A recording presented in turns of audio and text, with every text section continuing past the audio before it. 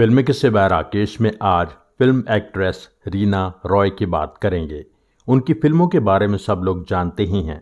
आज उनकी सिलेक्टिव फिल्मों की और पर्सनल लाइफ की बात करेंगे।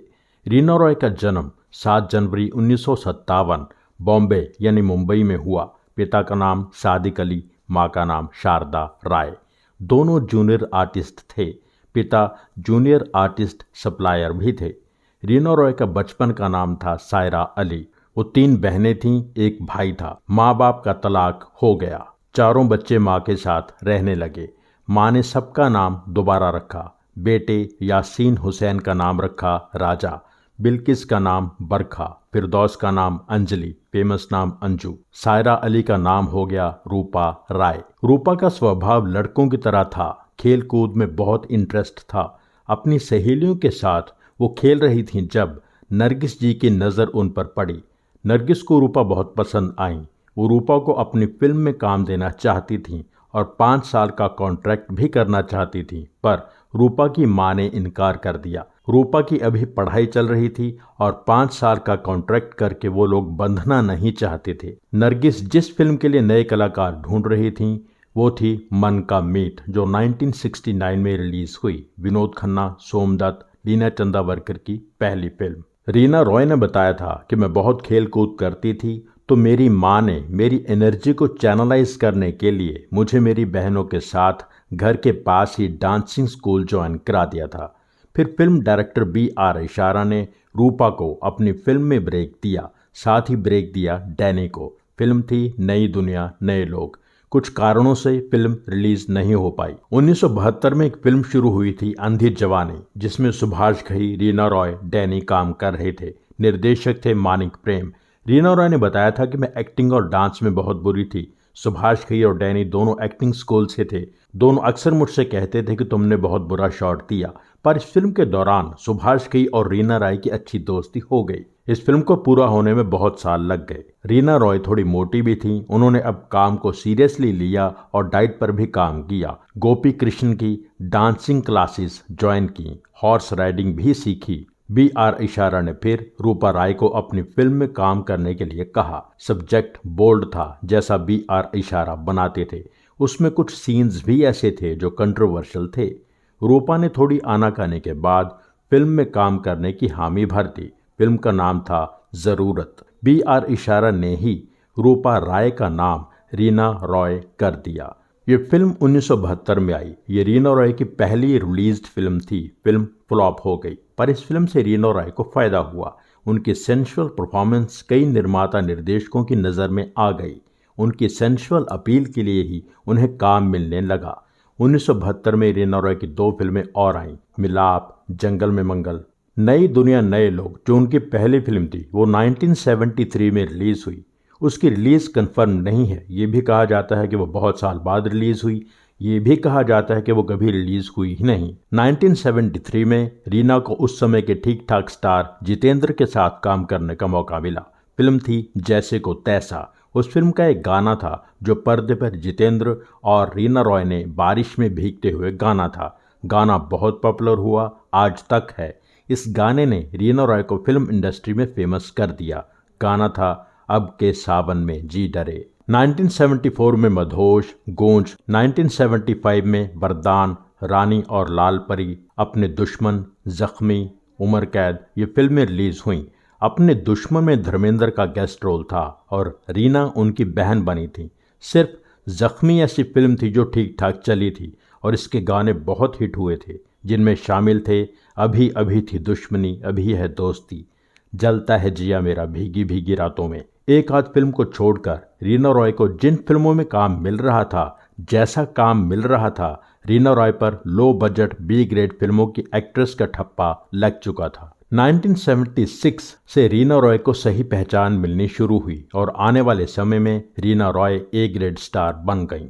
राजकुमार कोहली की बनाई मल्टी स्टार कास्ट नागिन में टाइटल रोल रीना रॉय ने निभाया।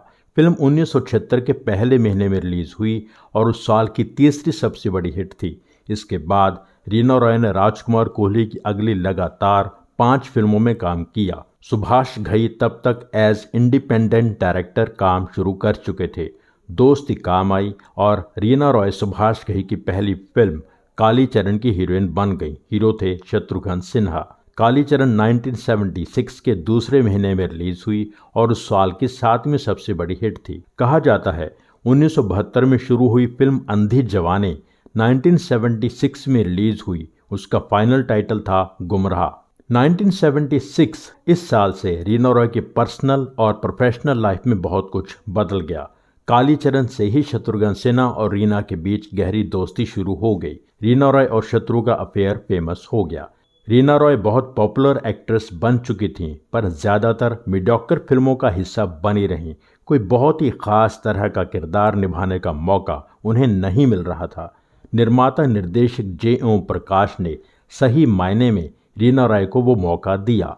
जे ओम प्रकाश की 1977 की फिल्म थी अपनापन। रीना रॉय ने एक लालची औरत का किरदार निभाया जो अपने ऐशो आराम के लिए अपने पति और बच्चे को छोड़ देती है। आगे चल के उसे अपनी गलती का एहसास होता है। फिल्म हिट थी। 1979 में हुए फिल्म फेयर अवार्ड्स में रीना रॉय को इस फिल्म के लिए बेस्ट सपोर्टिंग एक्ट्रेस अवार्ड मिला, पर रीना रॉय ने अवार्ड लेने से इनकार कर दिया। उनका कहना था कि वो सपोर्टिंग एक्ट्रेस नहीं थी, उनका रोल सुलक्षणा पंडित के पैरेलल था। दूसरी बार जे ओम प्रकाश की ब्लॉकबस्टर फिल्म आशा में रीना रॉय ने यादगार रोल किया। फिल्म 1980 की दूसरी सबसे बड़ी हिट थी। रीना रॉय छा गईं। बेस्ट एक्ट्रेस नॉमिनेशन मिला, पर फिल्म फेयर अवार्ड रेखा को मिला खूबसूरत के लिए। आशा रीना रॉय की जिंदगी की सबसे खास फिल्म रही। शीशा हो या दिल हो, गाना जहन में आते ही रीना रॉय का चेहरा सामने आ जाता है। पर्दे पर आशा का ये गाना और फिल्म का ये किरदार रीना रॉय ने सिर्फ निभाया ही नहीं, जिया है। तीसरी बार जे ओम प्रकाश की ही 1983 की फिल्म अर्पण में रीना रॉय का रोल बहुत अच्छा था। इन फिल्मों के अलावा भी रीना रॉय कई सफल फिल्मों का हिस्सा बन चुकी थी। जिन फिल्मों में रीना रॉय ने बहुत अच्छा किरदार निभाया वो ज़्यादातर एक से ज़्यादा फीमेल स्टार वाली फिल्में रहीं। हर बार रीना रॉय के साथ कोई न कोई दूसरी हीरोइन होती थी। रीना रॉय ने कई फिल्मों में ऐसे रोल्स किए जिनमें उनका प्यार उन्हें हासिल नहीं होता, जैसे अपनापन, आशा, अर्पण, बगावत, नौकर बीवी का, आशा ज्योति, प्रेम तपस्या। रीना रॉय अपने प्यार को खो देने की स्पेशलिस्ट बन गई थीं। असल जिंदगी में भी ये बात सामने आई। 1976 से ही रीना रॉय और शत्रुघ्न सिन्हा की प्रेम कहानी शुरू हो गई थी। रीना रॉय की मां भी चाहती थी कि रीना और शत्रु की शादी हो जाए। जब शत्रुघ्न सिन्हा FTI पुणे जा रहे थे एक्टिंग सीखने, उन्हीं दिनों शत्रुघ्न सिन्हा ने ट्रेन में कोमल को देखा था और बहुत इंप्रेस हो गए थे। कोमल 1968 की मिस यंग इंडिया बन गई थी। कोमल ने फिल्म इंडस्ट्री लगभग उन्हीं दिनों ज्वाइन की जब शत्रु ने की। कोमल ने भी कई फिल्मों में काम किया, जिनमें से खास रही जिगरी दोस्त। 1971 की एक फिल्म थी धरती की गोद में। कोमल के साथ हीरो थे सोमदत्त, विलन थे शत्रु। 1973 की फिल्म सबक में शत्रु हीरो थे, कोमल हीरोइन। फेमस गाना था बरखा रानी जरा जम के बरसो। यानी उस दौरान शत्रु और कोमल भी बहुत करीब थे और मुलाकातें होती रहती थीं। कोमल रीना से पहले से ही शत्रु की लाइफ में थीं। एक ऐसा समय आया जब कोमल के पिता ने शत्रुघ्न सिन्हा से आखिरी फैसला पूछा कि मेरी बेटी से शादी करोगे या नहीं। शत्रु थोड़ी देर के लिए रीना रॉय और कोमल के बीच उलझे, फिर कोमल से शादी करने के लिए हाँ कर दी। कहा जाता है कि शादी से एक दिन पहले तक शत्रु रीना रॉय के साथ लंदन में शो कर रहे थे। एयरपोर्ट तक रीना रॉय ही शत्रु को छोड़ने आईं।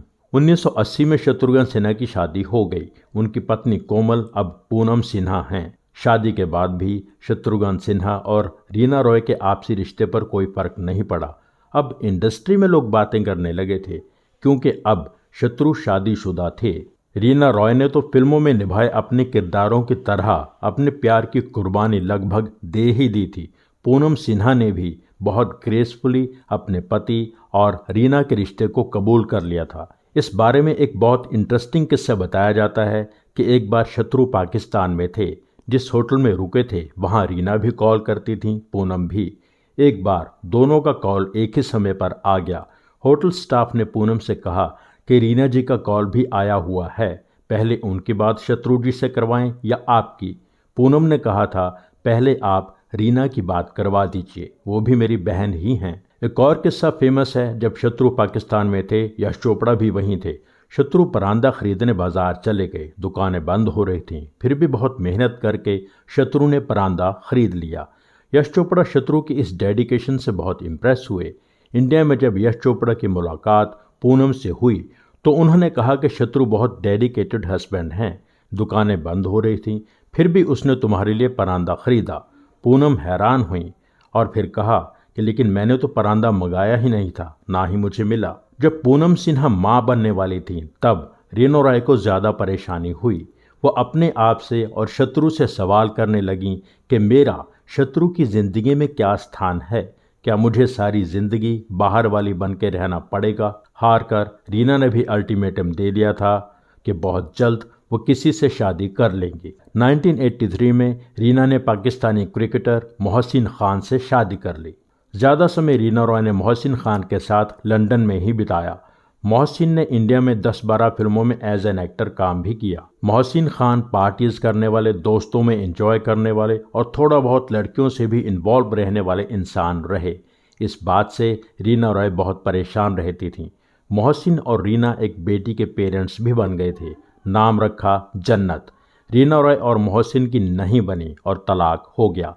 बेटी की कस्टडी मोहसिन को मिली। जब मोहसिन खान ने दूसरी शादी कर ली तो बेटी की कस्टडी फाइनली रीना रॉय को मिली। बेटी भारत आकर अपनी मां के पास रहने लगी। रीना ने बेटी का नाम जन्नत से बदलकर सनम रख दिया। हालांकि ये भी कहा जाता है कि शत्रुघ्न सिन्हा ने अपने पॉलिटिकल कनेक्शंस इस्तेमाल करके रीना रॉय की बेटी की कस्टडी उनको दिलाई और बेटी को पाकिस्तान से इंडिया में रीना के पास पहुंचाने में पूरी मदद की। ओवरऑल रीना रॉय ने 100 से ज़्यादा फिल्मों में काम किया। 1990 के दशक में कैरेक्टर रोल्स भी किए, जिनमें एक बार फिर जे ओम प्रकाश ने 1993 की फिल्म आदमी खिलौना है में उन्हें इम्पोर्टेंट रोल दिया। रीना रॉय ने शत्रुघ्न सिन्हा के साथ 16 फिल्मों में काम किया, जिनमें से 9 सफल रहीं। रीना रॉय की ऑन स्क्रीन केमिस्ट्री सबसे ज़्यादा शानदार रही जितेंद्र के साथ। दोनों ने साथ में 22 फिल्मों में काम किया। 17 ऐसी थीं जिनमें वो रोमांटिक पेयर के रूप में थे, उनमें से 12 हिट रहीं। 1982 में 14 फिल्में रिलीज हुई जिनमें रीना रॉय ने काम किया। रीना रॉय के ऑल टाइम फेवरेट स्टार रहे राजेश खन्ना। रीना रॉय को इस बात की खुशी है कि उन्होंने राजेश खन्ना के साथ 4 फिल्मों में काम किया, सभी सफल रहीं। धनवान, धर्मकांटा, आशा ज्योति, हम दोनों। आशा पारेख, हेमा, रेखा और बाकी फीमेल स्टार्स के साथ रीना के संबंध बहुत अच्छे रहे। उन्होंने सबके साथ काम एंजॉय किया। शत्रुघ्न सिन्हा की बेटी सोनाक्षी सिन्हा का चेहरा रीना रॉय के चेहरे जैसा है, स्माइल भी बिल्कुल वैसी है। इसके जवाब में रीना ने यही कहा कि सोनाक्षी अपनी मां पूनम जैसी है। जो भी है, इसे महज इत्तेफाक ही माना जा सकता है। रीना रॉय ने फिल्म इंडस्ट्री में एक खास नाम, खास जगह बनाई है। 1970 के दशक के दूसरे हिस्से से लेकर अगले लगभग 10-12 साल तक जितनी भी हिंदी फिल्में बनी हैं, उनका इतिहास रीना रॉय के बिना पूरा नहीं होता। रीना रॉय अपनी बहन और बेटी के साथ मिलकर एक्टिंग स्कूल चलाती हैं। रीना रॉय के बारे में यह खास एपिसोड यहीं पूरा होता है। एपिसोड कैसा लगा ज़रूर लिखिए, पर लाइक ज़रूर कीजिए। Thank you so much.